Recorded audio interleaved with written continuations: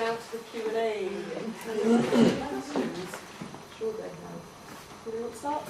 I just wanted to ask how many people are currently involved in an estimate of volume? Involved in? Just in the various projects in the website. Well, it's not launched yet. But how many people from within the community have come forward and are interested?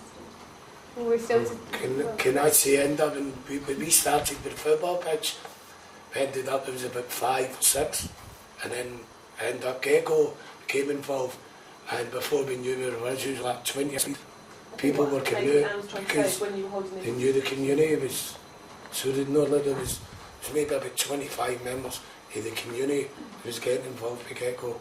When you were holding the community events and stuff, what was is that? Yeah, and people who seem to be coming forward to take leadership roles. Oh right, okay, sorry. All right, the co-creation workshops then that we used to kind of get this message across. The turnout was much bigger than we thought. Probably about 20 people or so, and with each table, probably at least 2 to 3 kind of leaders. Mm-hmm. I'd say that would come forward, and we actually got to see that when we asked people to present. They would get up and present the projects really confidently, and you could see that they were part of this community and they wanted something to change. I was going to say, we also have the support of the community council that is in place there currently, so they're on board with whatever is happening. We have attended council meetings and we've spoken to the councillor, etc. And they seem to be back in. So how did you advertise the events, the actual co-creation events? Was it an open invite as well? It was open invite. We used, like you saw with the football pitch, we saw that we needed to identify kind of what you call key local champions, people who are really active. And it kind of comes back to playing to Green Gorillas because they're like that natural network of communication, so they put the word out for us. We also put up posters and just sort of grassroots media. And we actually used Politics Aside, the Socialist Party.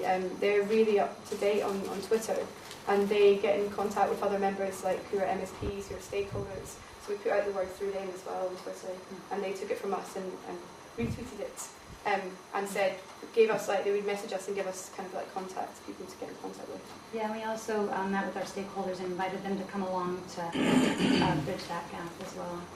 Held open tea serving on the street as well to get to know community members at the entrance of the Langford, which was quite good. There's lots of methods to try and bring people in. So we were in the local newspaper, so people started reading it and talking about it, and you could see the changes, because we're talking about a football park. The grass was up to here, and it's a red ash park, and one of the scenes was in the Neds was a gang fight, and I kind of inspired us to do it. I was kind of looking, and I grew up in the area, and it was a lovely, great place to live in, and I was thinking, no, they're playing a gang fight in this scene, and this is a football pitch that's been neglected, and the grass is up to there. So a lot of people, it took us weeks and weeks, every Saturday morning. We weren't blessed with the weather, but a lot of people started coming down there regularly. I'm really sorry, because this is a competition for students, it's fantastic you're here and it's really great that this community engagement's happening. I have to ask you not to take part because it's just not fair on the other people who are entering who haven't brought on community members with them. So thank you for that. During your presentation, you talked about potentially, even if you didn't win, you would carry on. Mm-hmm. Can you help just highlight some of the things that, if you did win, what difference would it make? If we did win, we'd be able to employ a designer in residence who would be able to kind of keep this creative force going, and kind of continue the project for us and actually develop it a bit more than what we can do. Yeah, because at this point we would be able to hold a workshop and hand off these ideas, but without the designer in residence, you don't know necessarily if they're going to be followed through with or if it's sustainable. Also, there's several projects at the moment that through the co-creation workshop we found that people might want to go and do. So one of them was the gardening, maybe more tools for doing the football pitch up. So we believe that if we can get some funds to start those projects off, it gets this going, and we can actually see this be put into use to bring more people forward to become and be part of that. Along the way, did you do any assessment of barriers in terms of, it wasn't mentioned, I mean there's so much positive stuff, but did you do an assessment of those things that could stop you because it can take one person to be a barrier for things to actually happen. That might be a councillor or a landowner or a business person or just a local gang leader or something. Is there? Did you do any work in terms of that? Did you turn anything up? Yeah, I think one of the barriers, a lot of this project was about building trust and building those links, and one of the barriers was if we want to install anything into the community, we have to go through Cube Housing Association. But we met with them and they get us and they like us and they've seen the work that we've done. So that was one barrier, but I think we overcame it.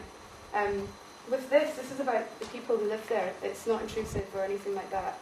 It can run without the council. It's better if it works with them, and that's what we intend to do. We want kind of like holistically everybody to be part of this.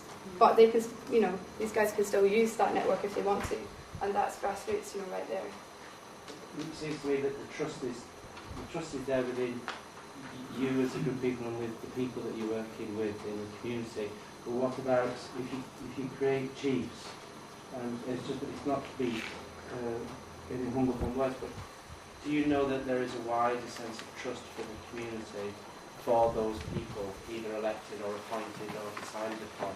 I know from my own experience of working with people, you have to find someone to work with who's maybe a gatekeeper or somebody who can make those differences. But do you feel that there's a sense of trust across the whole community? All people who live in that area, for the people who've been appointed to be sort of chiefs? I think the video, the slide that you saw with Franny in it is from the football pitch, but also as part of what that reporter did, we got to see videos of when they were championing not turning closing the school down. They were chanting this man's name, the whole community. I mean, if that's any sign of trust in him and Frank as well, then I think that's a sign, and I really couldn't say any more on it. At council meetings and things, you can see who the people that are passionate about the community are, and they come across, and because of the size of the community, it's not too big. Especially if they've lived there for years, as long as you know that they have the trust of the community and people know them. And by involving the community council as well, it's a wider group of people as well, so it's not just one person's decision on what happens and what goes here. It's democratic, and the community council involves lots of different stakeholders. Just a question about the sustainability of the project. Obviously, you're all young, intelligent people and careers ahead of you, etc. How would you look at some sort of succession structure? How would you get people to come in and keep the project going over the longer term? I think what we would do would be develop actually official job roles for the people who are involved and set up some quite defining KPIs. So for the designer residents, we asked them to, by the end of 6 months, can you at least put in 2 months, 5 proposals? Can you try have got £5,000? So it's about setting up achievable deliverables for those people.